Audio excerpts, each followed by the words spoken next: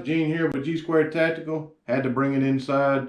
Sorry. Seems like every time we bring it inside, someone complains about something. The lighting, the audio, something. Sorry about that. I'm getting ready to go out of town. We just was able to finally pick up this Taurus Tracker. And I wanted to do a tabletop on it before we left or before I went out of town. Because it is a hot gun right now. And we wanted to be sure that we got in on talking about it ourselves.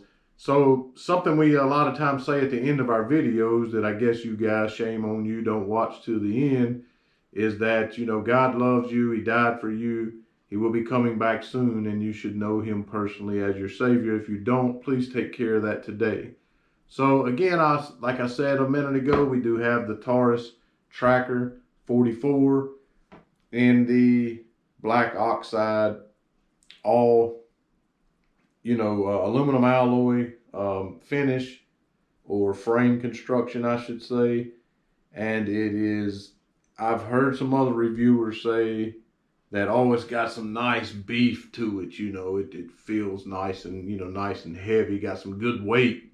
And I personally did not see that. It does weigh 35 ounces, which is slightly over 2 pounds, which I guess in the firearm world, that's, you know, got a little weight to it, I guess. But I didn't personally think that when I handled this gun for the first time. And when I picked this up, about 3 or 4 days ago was the first time I've ever held a Taurus Tracker in my hand. And the very first thing I thought was how light it felt for a 44 Magnum, especially in comparison to some Smith & Wessons, Rugers, and things like that. So, and again, the all steel alloy construction does have a lot to do with that. But we did shoot this gun, again, stupid us, didn't get it on camera because it was one of those deals where it was done when we purchased it. So we didn't get that on camera. I guess I need to carry some equipment around with me. But for a 4-inch stainless steel barrel, ported, overall length of 9 inches, overall height of 5.3 inches, and the width, which is awesome. It feels very good and thin profile. Honestly, I almost thought that I was holding just any old regular semi-auto gun. And for a gun that size, with what I just mentioned to you, to have a weight and to be so well balanced, to feel less than you know, 35 ounces. I guess it's kind of, the what I would compare it to would be, we have a ladder with my AC business, an extension ladder. I think it's 28 foot long. And if you don't pick it up right, it feels like it's 400 pounds, but if you get it balanced right, it feels like it's 40 pounds as it should be, and probably is. And that's how I feel. And that's the first analogy I thought of when I picked this up, is how well balanced this gun is, even with a full 5-round cylinder of ammunition in it. It does have an orange sight. It's not like the orange sight on the 856 that we done. It is, to me, I mean, honestly, it looks like a little sticker on there. It is a pinned front sight, steel construction. So I guess if you wanted to put a different sight on there, you could. The rear sight is adjustable for windage and elevation. Also, it is steel. Again, a nice little thing for a budget-friendly gun, right? So it's a nice little feature to have there. And the orange on the front of the sight, I like how the Taurus on some of their recent revolvers have concentrated more so on actually having a sight and having a sight picture and being able to see the sights and what you're looking at or aiming at. And I know that revolvers in general is a different breed. A lot of times you're trying to deep conceal them and things, and so you don't want gawky big sights.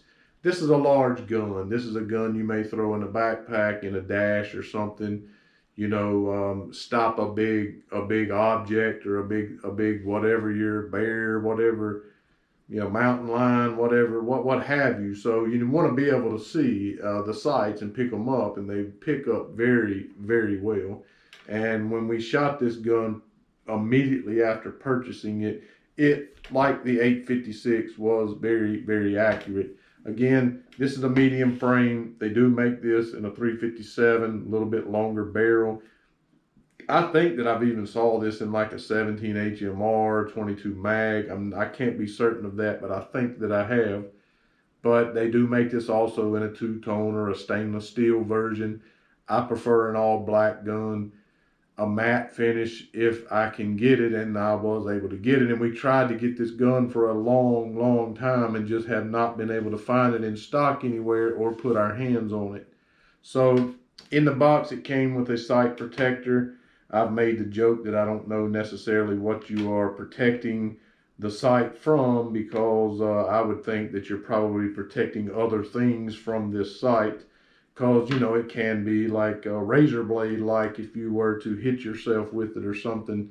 And so it has the Taurus security system as you're accustomed to seeing on most Tauruses. Our 856 did not have that, where you can have these cute little keychain keys where you can lock the hammer, where the hammer cannot come back no matter what, you know, whatever, man. I kind of like that if, you know, you were, I guess, going to leave the gun somewhere and you didn't want someone to get their hands on it and be able to use it. And so that's a nice little thing to have. I mean, whatever, I could do with or without it, but it's there, it's nice. It's better to be on the hammer there than on the side of the frame like some of the Smith & Wessons and stuff. Gawky, ugly, takes away from the overall look of the gun. Now, I have also heard someone review this gun that said how heavy the double action pull was. Again, I did not get that at all. In fact, when I pulled this, of course, very little take up, you know, as most revolvers have very little take up, but there's none actually. And I felt like it was very smooth. I mean, you said, like, in fact, there was a couple times I was shooting it when the hammer fell and I did not expect it to. So it's very smooth. You don't have this where you're pulling the hammer back and you have this stoppage. You feel like it's going to break and then it don't, and you pull it a little further. It's very smooth, very consistent all the way to the break when it drops the hammer. And to me, it had a very Ruger type trigger, double action trigger pull. I've always said that Ruger had a very light, smooth double action trigger pull, and I got that same feeling from this. I really did. When we put it on our three average trigger pull gauge, it came in the double action of just a shy over 9.5 pounds, which is not bad. That is not heavy for a double action pull on a revolver. So I don't know what the other guy was talking about as far as it being heavy. The single action, we done the same thing. There's no take up, nothing after the hammer is back, and it broke again, very smooth, no grit whatsoever, at about 4 pounds. There was a couple times we pulled it, it was 3.8, 3.9. So I don't know if the guy was just wanting to say something bad about the trigger or what, I'm not really sure, but to me, the trigger is absolutely phenomenal. And again, very well balanced for 35 ounces, stainless steel barrel, black oxide finish, all steel alloy. Construction, again, it's got 5 shots. I've already told you about the weight, length, height, and all the other stuff. Does have the transfer bar safety, as you're accustomed to seeing on most revolvers today. The portage slide, it's not really branded all that much.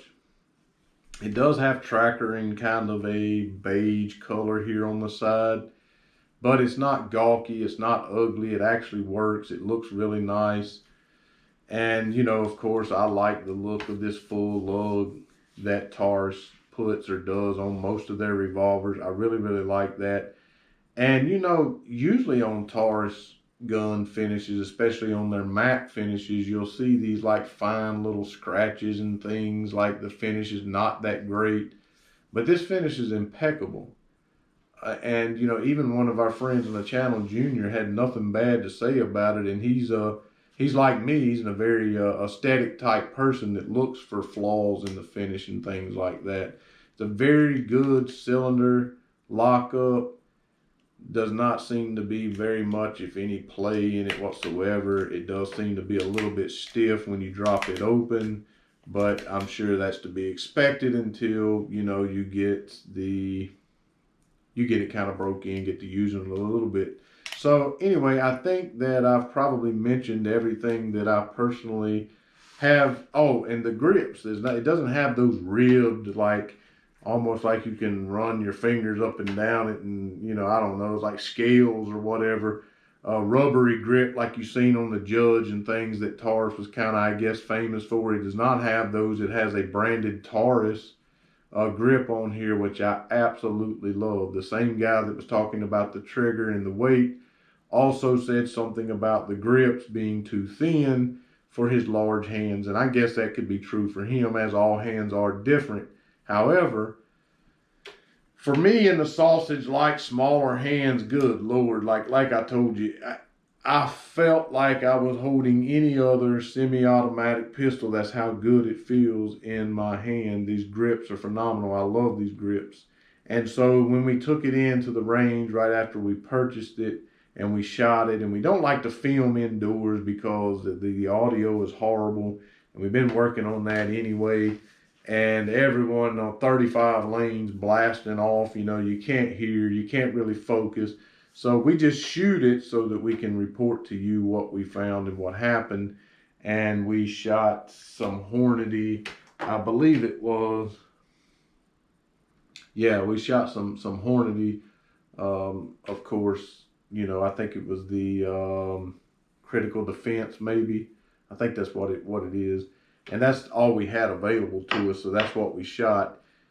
And the first thing that my friend said, and honestly I thought the same thing when I felt how well balanced and light it was, that the recoil was going to be heavy. It was not. The recoil was handled very well. It was actually very accurate. I did not have to adjust the sight whatsoever. And I absolutely had a blast shooting this gun. My wife enjoyed shooting it. She wanted me to buy some more ammunition so she could shoot it some more, but they didn't have any more. It was just a blast to shoot, very accurate, had zero issues whatsoever. The end of the barrel didn't get really hot like it did on some of the other Taurus reviews that we did. And so overall, we're extremely happy with basically everything on this gun. For a gun that I picked up, now I don't know, I think the MSRP is maybe even closer to $600. Maybe actually might even be over that, but I paid $499 for this gun. I did get a cash discount. They were asking $549, so I got a really good price on this gun, and I was just fortunate. I probably would have paid $6 because I was just fortunate, or felt fortunate, to be able to get my hands on it, period. So I don't really have anything bad to say about this gun. It looks like the grip would come off much the same way that most other, you know, revolver or Taurus revolver grips would come off. So I'm sure that you could change this. There was no extra goodies in the box. It was just the two of the keychain safety bar, or Taurus safety system locks, the sight protector, and that was it. You know, the bag, and then obviously the orange Taurus box that you're accustomed to seeing. And so other than that, there was no other goodies or extra grips in there like you see sometimes on some Taurus revolvers. But we have literally nothing bad to say about the revolver. We hope that you enjoyed the video. Please throw the thumbs up on there. It helps us out a lot. If you have not subscribed yet, please do, and we really appreciate you guys watching today. God bless.